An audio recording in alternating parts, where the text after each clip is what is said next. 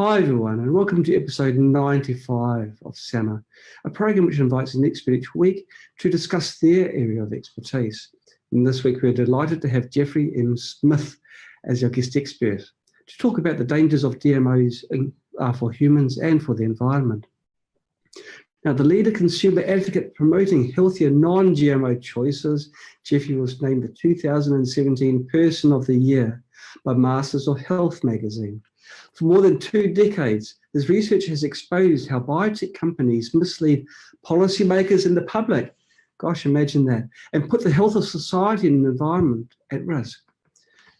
Geoffrey has lectured in 45 countries, counselled leaders from every continent, and has been quoted by thousands of news outlets, including the New York Times, Washington Post, the Times in London, Associated Press, Reuters, LA Times, and Time magazine.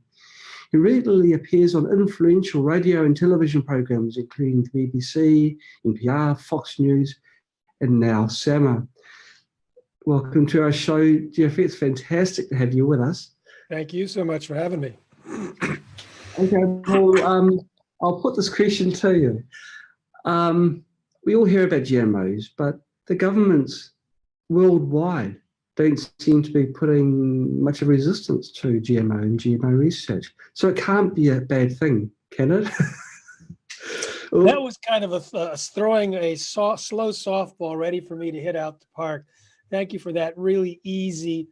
I don't think the people watching your show really believe that the government works on behalf of the public at all times. And in this case, the regulatory agencies are often captured, and that is what happened.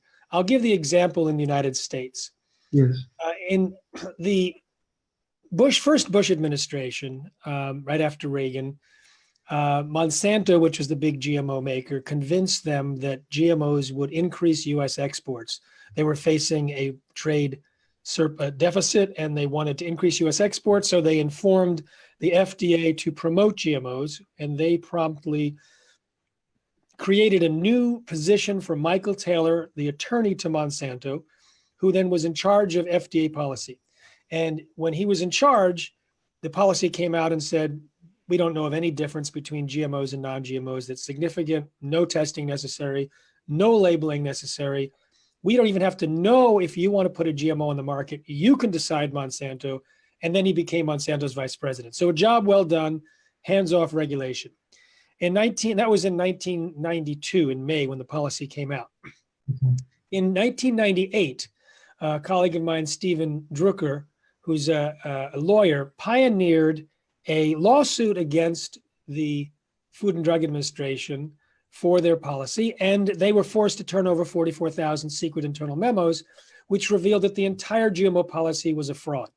And he just says it's the most serious and biggest fraud perpetrated on the American people in history. It may be, I don't know, there's some that are probably still being perpetrated that we don't know about, but it basically revealed that the overwhelming consensus among the scientists working at the FDA was exactly the opposite, that GMOs were different and dangerous and needed to be tested, and tested even on humans. They said it could create allergens and toxins and new diseases and nutritional problems. And they were overruled by Michael Taylor, Monsanto's former attorney. And when they handed off the documents to the Office of Management and Budget, to the White House Counsel, to the Health and Human Services, each one of them in the executive branch said, nope, it has to be even more pro-GMO. So it was continually, as it went up the political chain, GMOs became safer and safer, but not in reality. No. And as far as the EPA goes, most GMOs, genetically modified organisms, you take genes from one species and you force it into the DNA of other species, or you rearrange genes within the species. The main reason they genetically engineer is to spray that crop with herbicides that would normally kill the crop unless it's genetically engineered. So it's sold as a package to farmers by chemical companies that sell the chemical and the seeds. Monsanto has Roundup Ready crops, and Roundup, more than 80% of GMOs are Roundup Ready. And so the EPA, Environmental Protection Agency in the United States, approved Roundup. And now we understand that, based on documents released from another lawsuit, that Monsanto had a lapdog inside the EPA, just as they had their former attorney inside the FDA. They had people in the EPA working on their behalf, ignoring the science, rewriting evidence, etc. And so we can see inside now. In fact, just yesterday, a jury awarded a man who got non-Hodgkin's lymphoma after spraying Roundup. They had determined earlier last week that it was Monsanto's Roundup that caused his cancer. And they determined yesterday that Monsanto was liable because they hid the evidence and they did not inform him of the risks. And he was awarded $80 million. So that's the second jury to unanimously agree that Roundup caused the man's cancer, and also that Monsanto acted with malice and hid the information. So now that we know that it was produced through industry manipulation and political collusion, how bad is it? Which is my next question to me, if you want me to go there. Yes, well, we try not to be too political, but it was quite a happy coincidence, isn't it, how Monsanto and GMOs sort of both sort of grow hand in hand, haven't they? But for the individual consciences of these people that are in control, they've got to live with themselves. It's hard to put your head on their shoulders and think, well, what sort of person are they, knowingly changing science, changing the facts and the results? Well, I can give you some stories from former Monsanto people.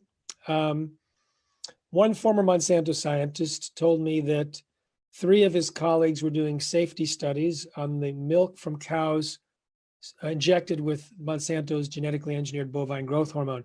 They found so much cancer-promoting hormone in the milk, IGF-1, that the 3 Monsanto scientists refused to drink milk after that unless it was organic. One bought his own cow. So here they are, people in Monsanto testing Monsanto's product on milk that's sold everywhere and basically refusing to drink milk.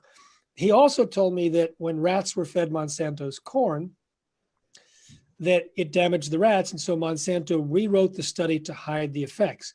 Now, these were not surprises to me to hear that, because I was aware that Monsanto rigs their research and hides evidence. But he was concerned because he was familiar that in South Africa, corn is a staple. It's eaten 3 times a day. It's like rice in Asia, corn in Southern Africa. And he knows that with Monsanto, they do 90-day studies, and the maximum amount of GMO corn they feed the rats is typically 33%, far less than a person in South Africa would eat that eats corn regularly. And so the scientist said he was concerned that in 90 days, there was such damage to the rats. What happens to the people in Southern Africa? Well, I was interviewing a veterinarian in the United States who had a client who had a farm in South Africa, who had terrible problems with the pigs and cows. The milk production was bad. The joints were problems. The pigs were, some of them had like Alzheimer's kind of symptoms. They were cannibalistic and had all sorts of health issues. He was losing money. So the veterinarian told the person, never feed the animals a GMO again. So he grew non-GMO corn, fed it to the animals, and they all got better. And that I've seen that over and over again. But then he ran out of the non-GMO corn, had to buy GMO corn from the marketplace. Yes. They got worse again. And then he finally grew enough for year-round feeding, and they all got better. But during the time that he was doing this back and forth, his farm workers were either eating the corn grown on the farm or that he was bringing in. So when the animals were sick in the beginning, the farm workers were sick. When they started switching to non-GMO corn, when they grew that in the farm workers got better. When they ran out, the farm workers got sick until they were able to switch back. When I talk about sick, this is how the veterinarian described it. And it was described to him by the owner, that flu-like symptoms, severe headaches, inflammation. And he said that the farm owner would talk to about once or twice a month. And he had about 60 farm workers. He actually only needed 50, but so many were sick, he had to hire 60 or 20% more. He said once or twice a month, he would speak to a farm worker, and the eyes wouldn't track. They'd go in different directions. And he knew within 1 or 2 days, they would be dead. Gosh. And that all went away when they switched to non-GMO corn. So these people, canaries in the coal mine, so to speak, were eating more GMO corn and probably more GMOs than any humans on the planet, because it was a staple eaten 3 times a day. And when they were eating the GMO corn from the farm was growing 100% GMO corn. So if you just buy corn from the market, it's mixed. So they were by eating 100% GMO corn and dying and having sickness, causing many to have severe symptoms and lose work. And this was the fear. Now, I learned about this after I talked to the scientist, so I never was able to tell him that his fears appeared to be validated. And this is just one of numerous stories that I can share. In fact, I think I've heard more of these stories, particularly the recoveries. The recoveries, John, of when people switch to non-GMO diets, and particularly organic, because Roundup can still be sprayed on non-GMO crops. The improvements are dramatic and predictable. For example, I was giving a talk at MIT where Stephanie Seneff works, and I invited her to come on stage and share the podium with me so that she could give some of her research on glyphosate, the active ingredient in Roundup. But I always start the lectures, I did for about 150 lectures, the same way, saying, please, if anyone noticed a difference when they switched to non-GMO food, please share. So a woman stood up and said her 6.5-year-old was violent and out of control, and they wanted to kick him out of school. She told me privately later they wanted to label him retarded. And then she said she saw my last film, Genetic Roulette, and changed his diet, and all the problems went away. I said, how long did it take? She said, 1 week. What? And then she paused and said, within a month, I had a new son. And I spoke to Michelle Perro, who was not only in Genetic Roulette, my previous film, but Secret Ingredients, that you can see back there. That's my newer film that I did with Amy Hart. I said, what kind of results are you getting when you put children on different diets? She said, the parents say, I don't even recognize my own son or daughter. They've changed so much. The dramatic improvement is absolutely predictable, and in some cases, serious issues get dramatically better, including autism, just by changing the diet. In the movie Secret Ingredients, we have 2 autistic kids who the families went to organic. They're no longer on the spectrum. We have infertile couples that have kids, people that had cancer and allergies and brain fog and overweight and skin conditions and all these things getting better. And this is actually something that I have heard from people at 150 lectures. We surveyed 3,256 people, got the same results. I can even tell you what the more common improvements are, what the least common improvements are, and the plausible causative pathways between GMOs and Roundup and those diseases, why it's predictable, and why it also affects dogs, cats, pigs, and cows, and basically living things. Wow, that's absolutely amazing. Now, you were just saying this the other day that there was this court case. This gentleman was awarded $60 million. That's obviously going to... It was actually a little over 80 million. That was this week. And then the previous one, which was over the summer, the jury awarded the man 289 million, but the judge dropped it to 78 million. Okay. Now, there's going to be a floodgate, isn't it? People are going to sit up, take notice, and either see, well, that for them to win a case means there's definitely something going on. So even the most ardent supporter of GMOs, if there are people, is going to think, well, gosh, there's got to be something there if it's been proven beyond reason to have caused a serious illness. In governments as well, gosh, it's really beyond belief. Now, okay, the science. How can splicing genes from one organism to a seed, how is it harmful? How can it be harmful? Because the organism where the donor, if you like, that's a natural organism itself. It's just taking a portion of that and transferring it across. I think we should look at the 2 different categories, which is 1, the actual process of genetic engineering, and 2, what is the reason you're genetically engineering, like Roundup Ready or in creating an insecticide or silencing a gene. And we'll take a look at what can go wrong based on what they intended to do, with the inserted gene or the gene editing. So the first question was, what can go wrong with the process of genetic engineering?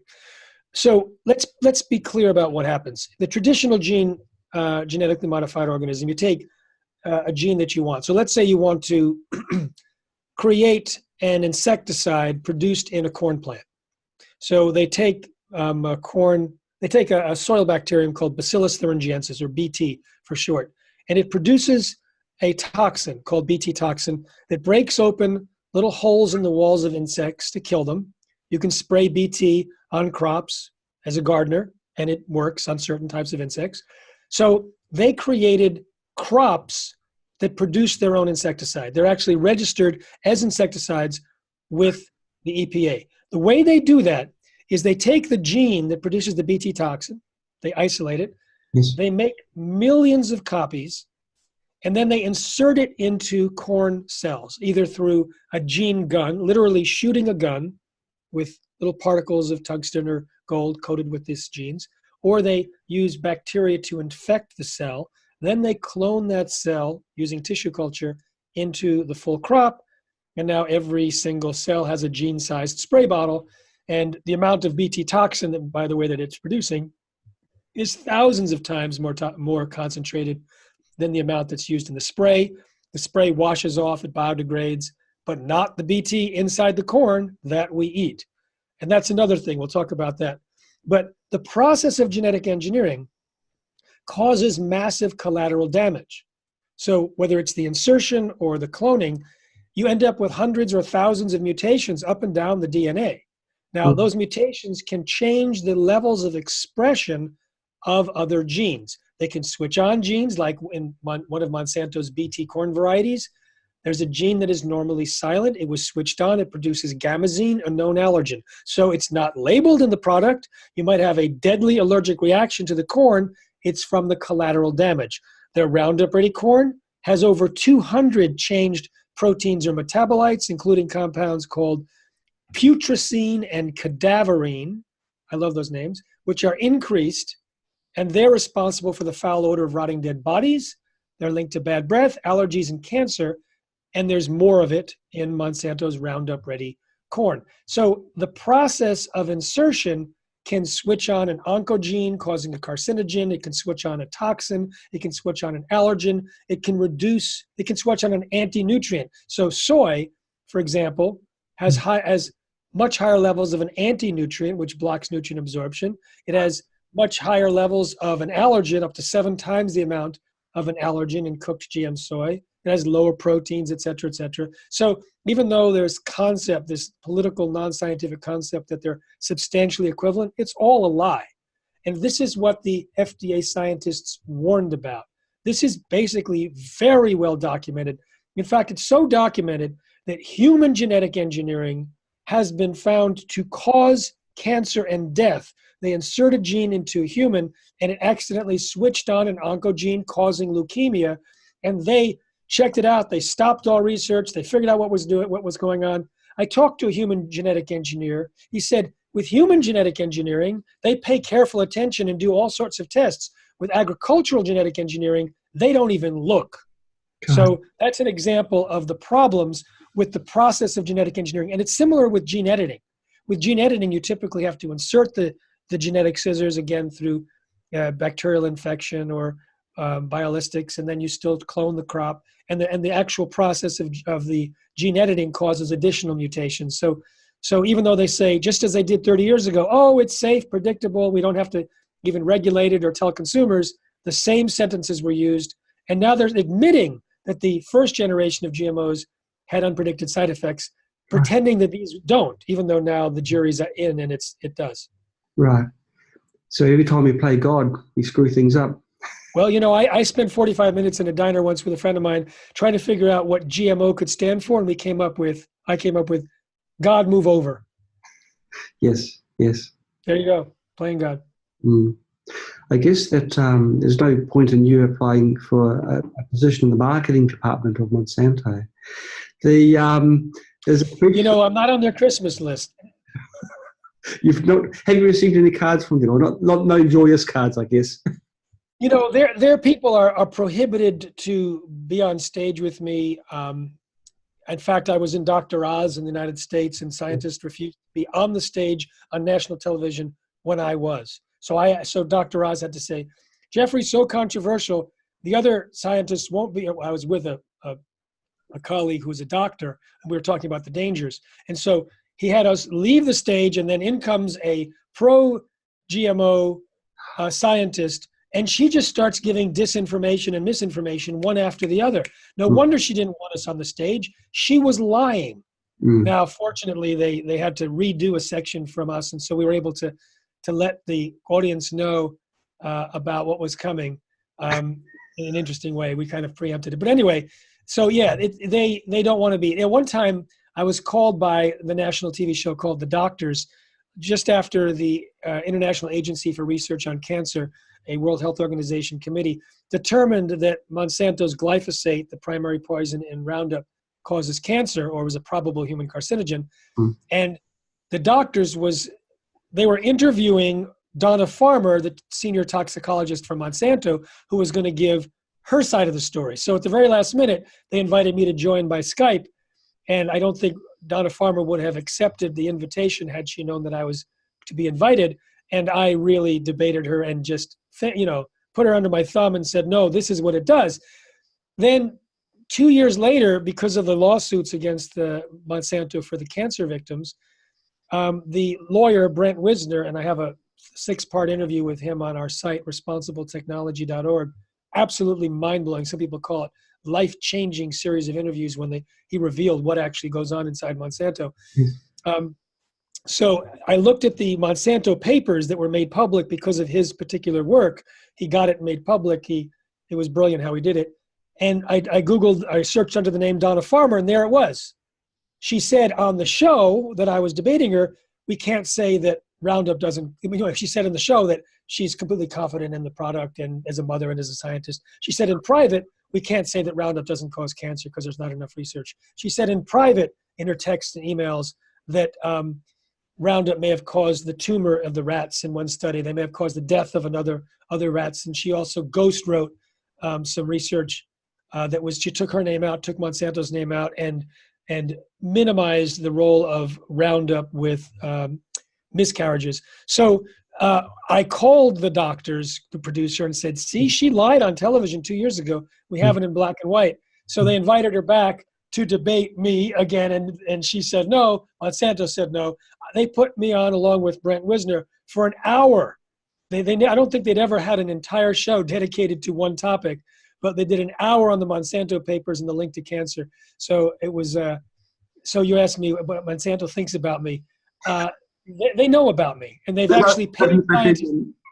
They've paid scientists to misrepresent my work, attack me, and I don't.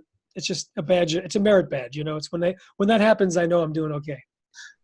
With all the with the court cases recently, that must be costing Monsanto quite a bit, So Monsanto was purchased by Bayer, the pharmaceutical company that makes aspirin. Yes. For $63 billion, and because of the results of last summer's verdict and the one that happened today and the first half of the trial just last week, there was a drop of about 40% of the $100 billion capitalization of Bayer. It's now at about $58 billion. So the entire company is being valued at $58 billion, even though they paid $63 billion to buy Monsanto. This means that they're aware that there's 11, everyone's going, whoa, no, there was not another earthquake. They're aware that there's 11,200 more plaintiffs that are being represented in class actions against Monsanto. And they're aware that the first plaintiff got 78 million, the second got 80 million.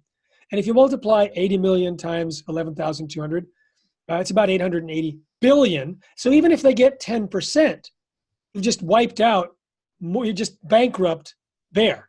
Now that's just in non-Hodgkin's lymphoma.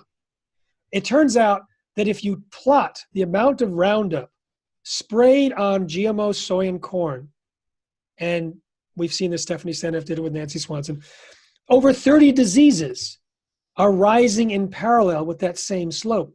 Autism, congenital heart problems, irritable bowel, all sorts of cancers, diabetes, high blood pressure, deaths from Alzheimer's, deaths from senile dementia, deaths from leukemia. It goes on and on.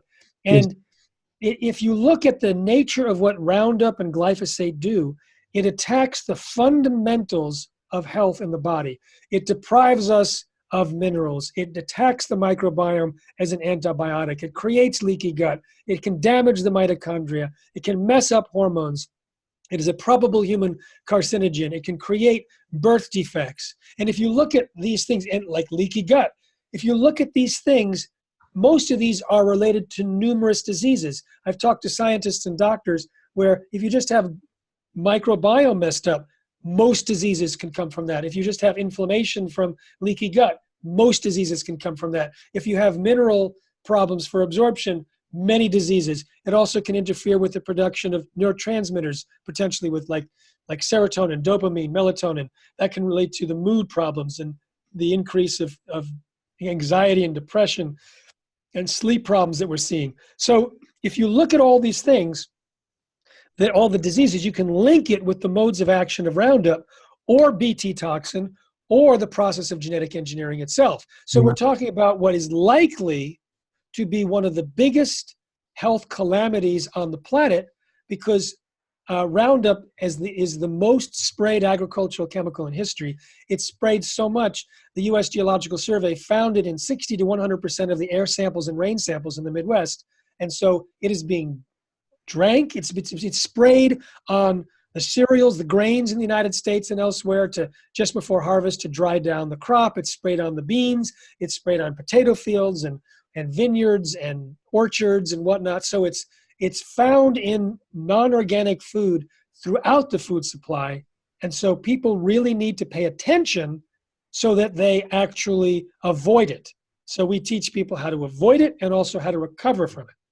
It's getting harder and harder to avoid. Do you think that with, Bayer are now looking down the barrel of a big gun, do you think with everything that's happening, especially recently, that there's going to be a paradigm change, that they are going to change things and perhaps rewind? Do you think that... It's a big question, and I say this. I'm an activist, and my focus has been using behavior change messaging. Now, what's behavior change messaging? If some of the audience already feels like they want to switch to organic food, that's behavior change messaging. Basically giving the truth in an area where people actually have a solution, so that we're promoting people to make healthier choices. So we pioneered the exposure and dissemination of the health dangers of GMOs. We were the only NGO doing it big time starting years ago. I've been working on this for 23 years in 45 countries. And right now, what's happened is we have established a tipping point underway in the United States where there's so many people, 46% of Americans say they're looking for non-GMO food, so many of them that it's forcing the food companies to be non-GMO in more and more of their brands. So the tipping point is an economic pressure based on consumer demand. It isn't necessarily a paradigm change. Okay. Paradigm change would be to realize we shouldn't be manipulating the DNA because we're babes in the woods, where it's an infant technology and it can cause massive damage in humans and all living things for all future generations. If you, I don't know what your position is on climate change, but it is a debate as to which is worse, GMOs and genetic contamination of the gene pool versus massive climate change, because the only thing that lasts longer than genetic pollution is extinction. So the paradigm change that we're going for is an understanding that there's an intelligence in nature that's not rocket science. It's far more complex. And we should not be using our reductionist thinking to do individual manipulations inside such a complex system as our DNA, where every single few months we end up learning that everything we knew is wrong. There's a new theory out, omnigenics, where it's thought that most or many traits, complex traits, are actually the result of not one gene or 15 genes, but every gene. Every single gene contributes to the expression of certain complex traits like height, for example. Now, if that's the case, and you insert a new gene, that means you're inserting a gene that's not just another random gene. You switch it on 100% of the time. So instead of being regulated by the conductor of the symphony, giving the cue, now you go up because you're needed, now you go down, it's given a permanent on switch. It's like a kazoo in that symphony going full blast and disturbing the whole thing. And what if it means that it's disturbing every trait that requires the complete coordination of all the genes? So it's not just messing up that particular trait, it's messing up many traits. So the paradigm shift comes when we understand the complexity. You see, and that happens a little slower in science. The old paradigm was one gene produces one protein, produces one trait. The paradigm shift happened when the Human Genome Project was expecting 100,000 genes or more because there was 100,000 proteins, and they came up with like 22,000 genes. That means, oh, everything we knew is wrong. But they still go along as if it's true when they genetically engineer. They still insert a gene hoping that it produces one trait, and they got lucky with Bt toxin and Roundup Ready. But they also are messing up very fundamental aspects of the genome. The symphony. But just by the way, Jeffrey, there's nothing wrong with the kazoos. I just want to make that clear right now. I'm not against kazoos, but if you have this beautiful symphony going, and then you have this loud thing that's as loud as you can possibly imagine, that's what it's like when you have these viral promoters stuck in with these genes, putting 100% output of proteins, causing changes. And like, I'll give you one example. There's a technology now called RNA interference using double-stranded RNA. They insert a gene, it creates a little snippet of RNA, folds back on itself like a hairpin. Imagine it'll just anthropomorphize it. It goes along and seeks out its corresponding code in the DNA. When it finds it, it grabs it and it silences it. So it muzzles the expression of certain proteins. And so it turns out that the apple and the potato that are recently introduced in the United States, they've muzzled or silenced the genes that promote browning. So you can slice the apples, they don't get brown, they just dry up. You can slice or bruise the potatoes, they don't get brown. Now, if you eat those apples or potatoes, that double-stranded RNA is still there. It can still search along your DNA, theoretically, and silence many genes. So it can potentially reprogram our gene expression. And this was a deep concern of scientists that I've interviewed, including a former scientist from the US government who was basically kicked out of the USDA when he wrote a peer-reviewed article indicating these type of problems. In fact, the person who created the potato, he was working on potatoes for Monsanto, and then he worked for J.R. Simplot, the biggest potato producer. They produced the innate potato that's genetically engineered. After he retired, he started looking into the dangers and realized his mistake and just wrote a book called Pandora's Potato, The Worst GMO, describing how it could reprogram human DNA and numerous other things like having more poisons in it that'll be hidden, because usually when you have a bruised potato, you cut it out because there's mycotoxins there, or there's microtoxins. He actually said you can't see those bruises, so you may be eating poisonous potatoes in addition to the reprogramming your DNA. So you asked about what can go wrong. This is another example. Not just the process of genetic engineering, but what they're using genetic engineering for in an irresponsible way. Gosh. Now, GMO, of course, allows people to grow crops that are super crops. They can spray them, only the weeds die. You've lectured in 45 different countries, probably more than that. Have any of those countries banned GMO? Yes, they've banned the planting of GMOs. Very few banned the importation of GMO food. Yes. At one point, Zambia did. Got some interesting stories there. They had a famine, and the U.S. wanted to send genetically engineered corn to all these regions, and they said no. And the U.S. said, eat it or starve. So Zambia just got aid from somewhere else. But they blew the whistle. They really exposed and basically ridiculed the concept that GMOs were needed to feed the world. So they were attacked mercilessly by the GMO people, by Colin Powell, by all these different people. They were sent senators and professors and everything. So it was interesting. When I wrote this long interview response to a magazine in South Africa called Noseweek, the Zambian government paper asked to reprint it, and it was 2 full pages in the newspaper, and inside it was a picture of the president.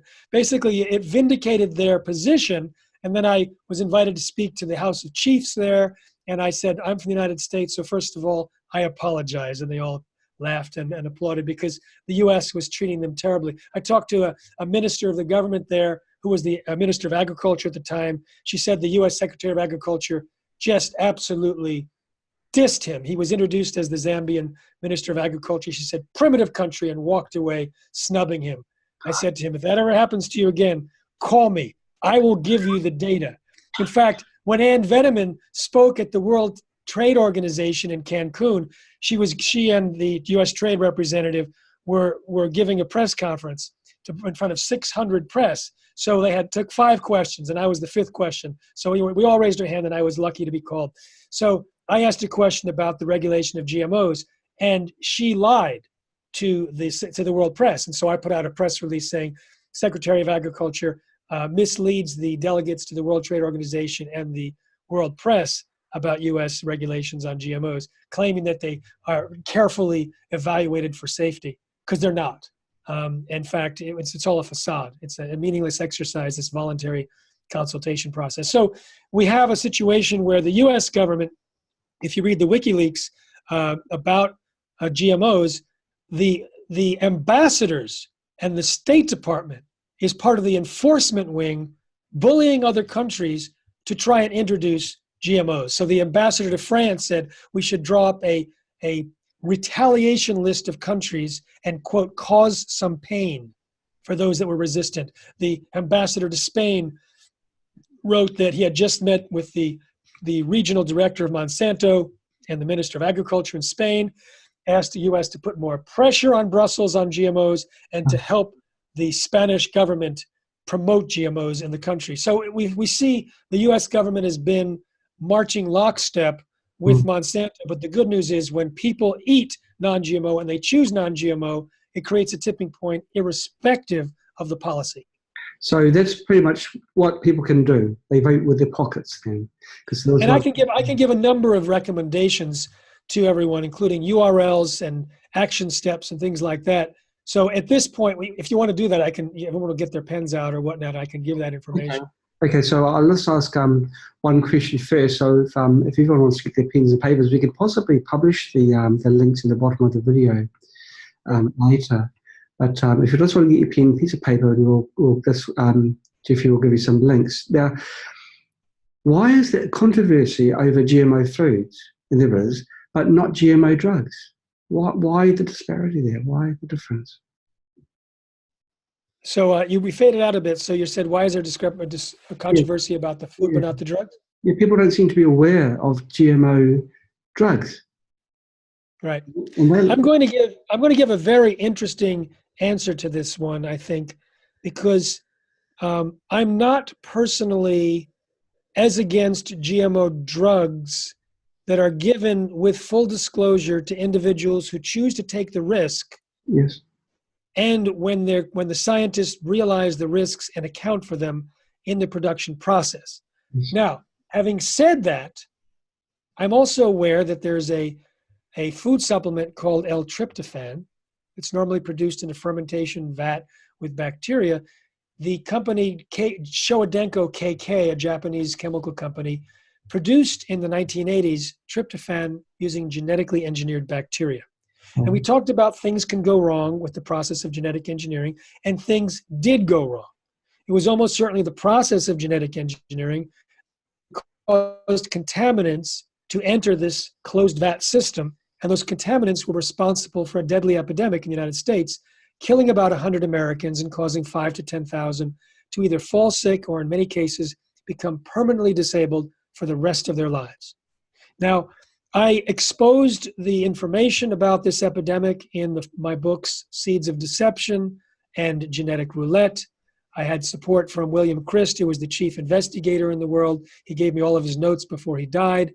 And it demonstrates that the process of genetic engineering, even under careful laboratory conditions to produce supposedly pure drugs, and this was 99.6% pure, Yes. tryptophan, it was the remainder that was actually the contaminants, tiny amounts, 0.1% or 0.01% contamination levels. Gosh. So it shows that using it for drugs can be deadly. Mm. And I'm aware of that. However, our Institute for Responsible Technology's position is take GMOs out of the food system and never release a GMO into the environment, and then pay more attention and be careful and responsible for contained uses of GMOs. It's possible that certain drugs can save lives and can't be produced any other way, and it's possible it can kill people. Yes. So, but it's not something that will affect the entire population and all future generations. And possibly not so hidden. It's okay. Now, if you just wanted to give you links, perhaps before we move on. Yes. So the number one recommendation at this point is to watch the movie Secret Ingredients. And you can go to secretingredientsmovie.com. We pack a lot of information into that documentary, and it convinces virtually everyone of the urgent necessity to change their diet to an organic diet, and to share the film with others who are suffering from many of the diseases and disorders that people in the film get better from when they switch to an organic diet. So at secretingredientsmovie.com, you can click over, you can watch it there, you can get a DVD, etc. You can also click from there to iTunes, Google Play, Amazon, but please sign up, because we're compiling a step-by-step guide to help people efficiently and affordably become organic. And so we're going to have a lot of tips, tricks, coupons, etc. for people to have, and we're compiling that for about 2 months from now, or a month and a half. So that's one thing. Now, our mothership website for our Institute for Responsible Technology is called responsibletechnology.org. And then we have little satellite sites like Pets and GMOs, because we have information about why you really need to put your pets on organic food. And we have 2-minute and 10-minute films that you definitely want to see if you've got dogs or cats. We have non-GMOshoppingguide.com, which is primarily for the North American audience for the non-GMO Project Verified list. We have rounduprisks.com, which helps people organize in their communities and schools to stop the spraying of Roundup and other toxic chemicals, and there's been a lot of success there. Of course, we have Facebook pages for Responsible Technology, Institute for Responsible Technology, and for the Secret Ingredients site. And we also have healingfromgmos.com, where last summer I convened 18 experts to answer the question, in addition to changing your diet, how do you detox, repair, and rebuild the system after years of eating food with GMOs and Roundup in it? So there's a lot of information packed into that. That is a series that you have to pay for, and that's available. You get like 24 videos, and you get, transcripts and everything. That was a really big production. It took us months to produce. So that's your goodie bag. But if you have to do one thing, please watch the movie Secret Ingredients, because that is the big life changer that's going to maybe start your journey. I can see some awards at Secret Ingredients. The movie is won as well. Yes, it's gotten awards. It's audience awards, impact awards, etc. The big award, however, is that when people see it, I mean, I go to screenings, premieres, and I ask the audience beforehand, what percentage of the food you eat is organic? And then I poll the audience, how many are below 20, 20 to 40, whatever. And then after the film, I get up, and before I answer any question, I say, now, what percentage of your food will be organic? How many are below 20, will be below 20? No hands go up. 20 to 40, no hands go up. 40 to 60, a few. Most people are 60 to 80 or 80 to 100. Mhm. And then I say, how many of you have already thought of someone you want to share the film with? I've never seen someone not raise their hand, because we're talking about the major chronic diseases getting better or going away simply from switching to organic. And we explain why. And there's doctors in there saying, yes, this happens to my patients, and scientists explaining the effects of GMOs and Roundup with nice animation, so it's really easy to understand. And you see the lives of people change. People cry when they see the people on screen go through their transformations. It's that powerful. So I would say that's the number one recommendation. Fantastic. Is it now? You mentioned before about a 6-year-old child whose behaviour improved when they went to organic. Do we find that our children are more sensitive to the effects of GMO into this? Oh yeah, absolutely. And there's a number of reasons why.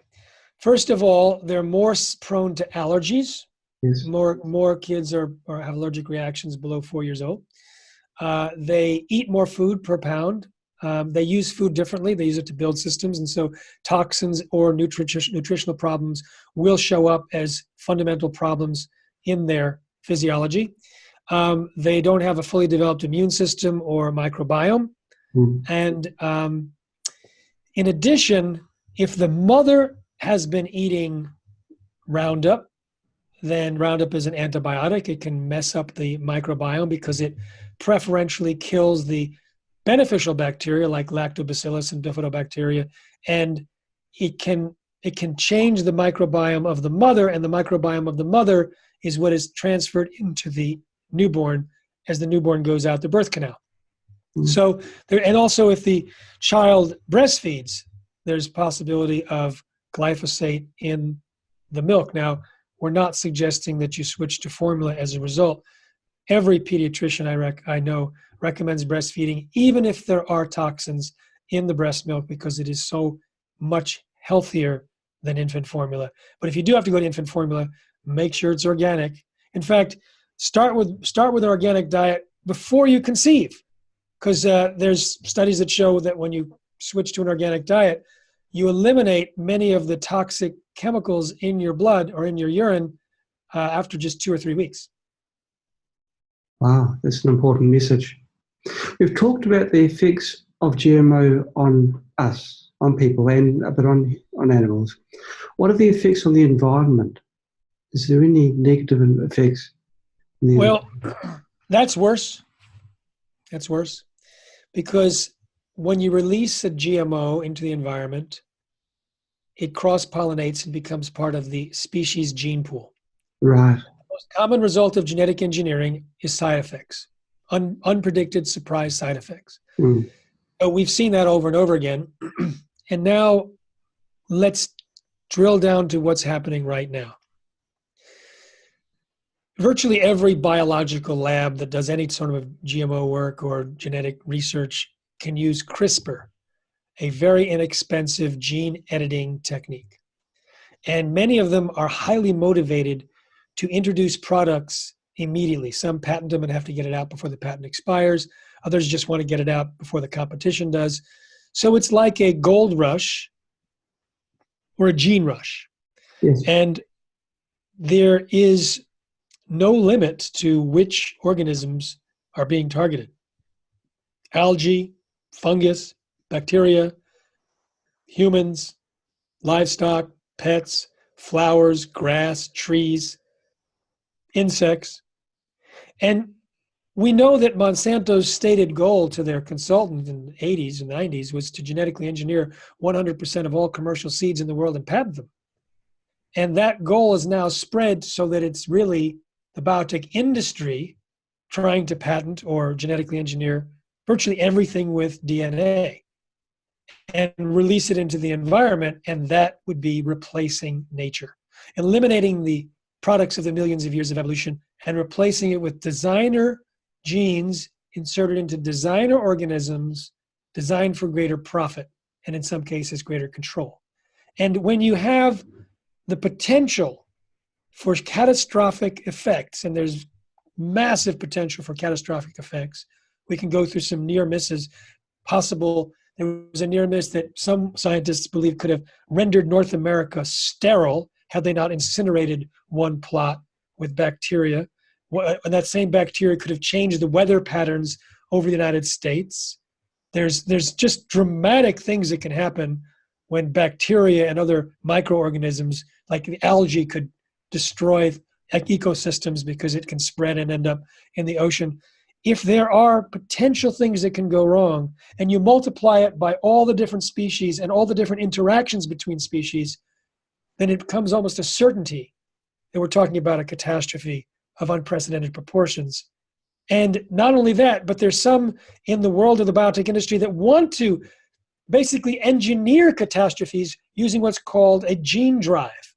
Normally, when the male and the female of a species mate, then they give some of their offspring some traits and other offsprings other traits, but they engineer with gene drives so that all the offspring and all of their offspring and all of their offspring get the same gene. And they want to send through the population these traits, including wiping out species, wiping out rodents, wiping out mosquitoes, changing the entire ecosystem intentionally, knowing that that alone, even if they're successful in that, it can end up going global, changing the ecosystem. But what they're not counting on is the fact that the process of genetic engineering makes other changes that are not necessarily identifiable in the first generation. And there can be changes afterwards because it's not necessarily stable. So you may end up releasing genetically modified mosquitoes, and Oxitec, a UK company, has done that by the millions in 4 different countries or more. What happens if the saliva of those mosquitoes becomes toxic to humans? You know, I asked one of the developers, Derek Nemo, one of the scientists, I said, we were testifying in Key West at the Mosquito Control Board because in Florida they wanted to release these genetically modified mosquitoes, and they gave me 3 minutes. So we each had our 3 minutes. And I said to Derek afterwards, I said, what about the saliva? Couldn't that be causing problems for humans? Have you tested it? And he says, well, we're just now we're doing a study right now to see if the protein that we put into the mosquito expresses, or the gene expresses the protein in the saliva. And I'm thinking, it's a little late, Derek, because you've already released millions in 4 countries and you still haven't checked the saliva. And then I said to him, you know, Derek, there was a study done for cystic fibrosis where they took a gene and inserted into a human genome, into a cell. And they found up to 5% of the functioning genes changed their levels of expression. Remember that conducting, all of a sudden, 5% of the orchestra is changing. Either increasing, decreasing, switching on or switching off. I said, shouldn't you be testing the entire structure of the saliva? He said, good idea. So he's one of the brain cells. He's one of the brain cells behind the Oxitec mosquitoes. So this is the vast picture, you know, far more dangerous than perhaps anything else right now that we're dealing with, except perhaps nuclear annihilation. Now, from a more micro standpoint, we've seen it wipe out or damage certain species in an ecosystem, damage the microbiome of the soil, cause compactification of the soil, which causes runoff and flooding. We've seen certain crops overrun with the different insects because the insecticide may have killed off one insect, but then it opened up the niche for another. We've seen contamination, hundreds of incidences of contamination. We've seen that when Roundup Ready crops are sprayed, or when Roundup is sprayed in some areas where Roundup Ready crops are, it can damage the ability for that fertility of that soil. Sometimes the next crops don't come up at all, or they're smaller. There's changes in basically even the soil macroorganisms and as well as microorganisms. They can end up picking up the genes. There's gene transfer. So it's quite a mess. And it's, when you get to the environment, then you change not only the species, but all of the other species and how that interacts. And that changes, that it becomes exponential very quickly. That's right. And you can't ever hope to understand all the ramifications of a change, because you're looking at one generation of a changed organism. Going to change over a period of time. Now, it's not a stretch of the imagination to think about hostile states, countries which don't like America, don't like other countries, and they're going to be doing things deliberately. You mentioned they develop a crop which renders the consumers infertile, so that over, it just takes one generation, and they've got the country to themselves. It's very scary. I've heard stories that are, I can't verify, but I know the sources of one person saying that the military was CIA was plotting to use like a termination technology or terminator seeds to be able to switch off the fertility of an enemy's crops to starve them. That there was another one that talked about gaining control over other countries, the US government using this to gain control of other countries. These are all plausible uses of the technology, and you can theoretically create a gene drive to target a gene that's found in a particular subset of human beings. Or you can create diseases, bacterial diseases, other things, viral diseases. And I talked to Dietrich Klinghardt, who's a top doctor at the healingfromgmos.com website in our conference, and he talked about how there's these viruses that are built into the DNA that are silenced, but they might be being switched on by the process of genetic engineering. And I can go into the details as to why an inserted gene may switch on other genes. Yes. There's many reasons, but he said people think that that's already happening, and that may be unleashing many of the diseases that are on the rise or new diseases. In my book, Genetic Roulette, I talk about these ancient retroviruses that are embedded in the DNA but not switched on because they don't have a promoter. Well, they insert a viral promoter in with these GMOs. If that ends up switching on one of these ancient viruses, it could be disaster. Excellent. So there's the downside potential is only limited by our imagination and our stupidity. Gosh. Now, we've come to the end of our interview. I've noticed that you're a very negative person, Jeffrey. Do you want to end on a positive note? I am actually a very optimistic person. I want to tell you all that we're winning. Good. In the United States, we've initiated the tipping point for consumer rejection. Yes. We did it. It's underway. Companies are scrambling to eliminate GMOs. The film Secret Ingredients is easily exposing the dangers and changing people's lives. I use information that I expose the truth. I don't hold back, and I have the data. I can give you all the citations, and that helps people make the change.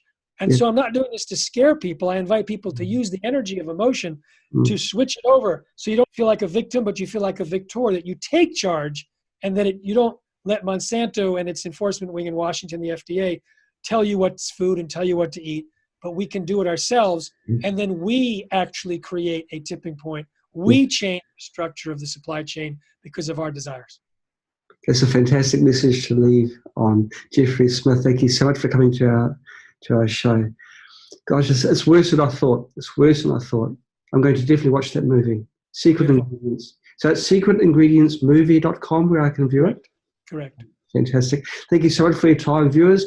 Jeffrey was 1 hour early because you're so keen to put the message forward to us tonight. Have a fantastic afternoon, Jeffrey. Thank you again. Thank you. Bye-bye. Bye-bye.